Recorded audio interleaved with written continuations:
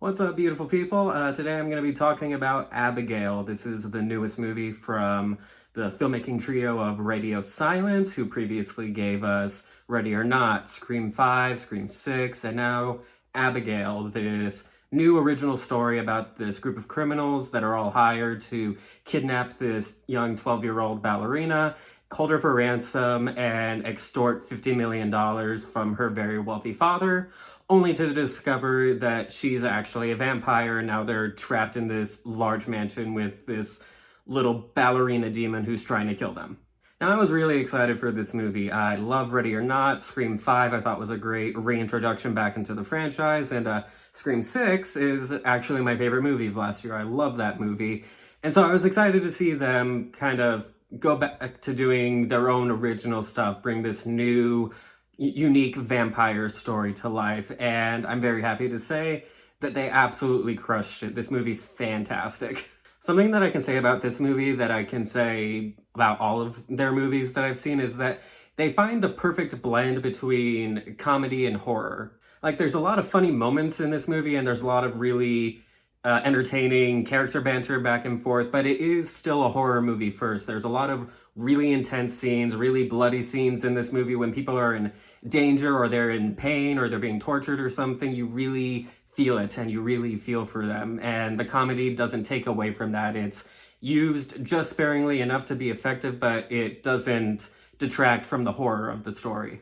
I also really love the cast and characters that we have here. Melissa Barrera, who has kind of made a name for herself the last couple of years, starring in the new Scream movies, is fantastic as kind of the moral compass of this group, or as much of as a moral compass as she can be in this group of kind of shitty people that, don't really think twice about kidnapping what they think is a 12-year-old girl.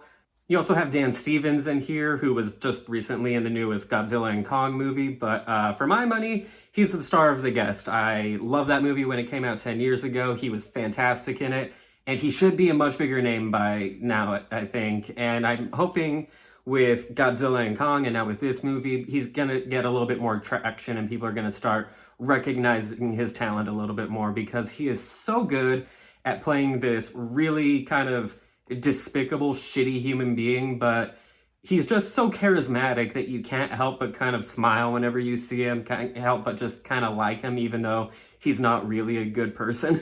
I also really loved Katheryn Newton and Kevin Durand in this movie. They play more so the comedic relief of the movie. Katheryn Newton plays this, preppy rich girl who's run away from home and is, dipping her toe into the life of crime because she thinks like it'll be exciting or something like that. And Kevin Durand plays this big muscly guy who's dumb as a rock, but is also very sweet and endearing. And the two of them actually form a really sweet friendship together that I got really into. I wasn't expecting that, but it was actually really, really sweet.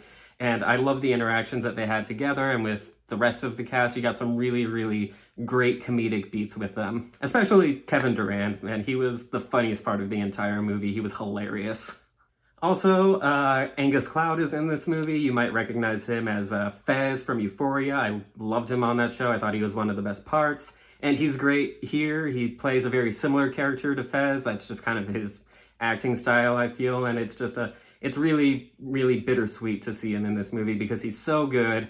And it's so sad that he passed away so young. He had so much talent and so much more to offer.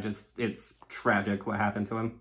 But the standout of the entire movie is the namesake of the movie, Alisha Weir as Abigail. She absolutely crushed it. The entire movie is kind of resting on her shoulders. If you cast someone who couldn't play both, the facade that she's putting on initially of this frightened, scared little girl who doesn't know what's going on and then transitions into this centuries-old monster that gets great pleasure out of tormenting people and ripping them apart, the entire movie would fall apart. But she absolutely crushes every single scene that she's in this movie. There are scenes where she has to, on a dime, go from being this scared, fragile little girl into the vampire ballerina that we all love from this movie, and she just does it seamlessly. She is so good and legitimately terrifying in some moments, but you can't take her eyes off her. She's just mesmerizing. And also props to her for doing a lot of her own stunts. Apparently she did the majority of her dancing that she does in the movie. She did the majority of the fight scenes and like the real physical stuff that Abigail has to do. And she absolutely rocks it. She really, really embodies this character completely. Speaking of the fight choreography, that was one of the things that I wasn't really expecting from this movie. You know, it being the guys that made Ready or Not, I was expecting it to be intense, a little scary, funny, but there are some legitimately really, really great action sequences in here. They really kind of came into their own in terms of, you know, fight choreography and editing together fight scenes, and that was something that like really caught me off guard and I really, really enjoyed.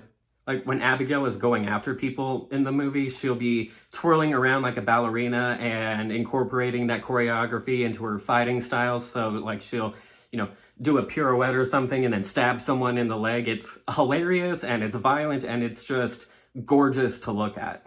I also love what they did with the lore in this movie. I've been a big fan of vampire lore and vampire mythos ever since I watched Buffy the Vampire Slayer for the first time back in middle school.